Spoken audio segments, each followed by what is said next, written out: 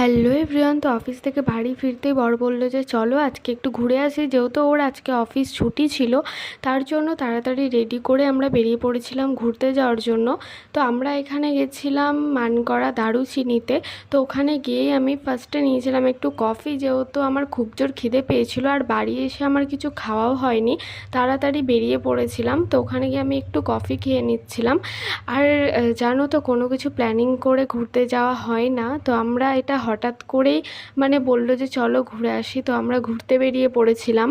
আর এখানে একটু ঘুরেই তারপর আমরা বেরিয়ে পড়েছিলাম আর একটা জায়গায় যাওয়ার জন্য।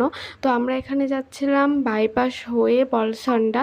তো আমাদের এটাও যাওয়ার কোনো প্ল্যান ছিল না, তো ওখানে বসেই আমাদের ঠিক করা হলো যে আমরা এখানে যাব। তো তার জন্য আমরা এখানে বেরিয়ে পড়েছিলাম।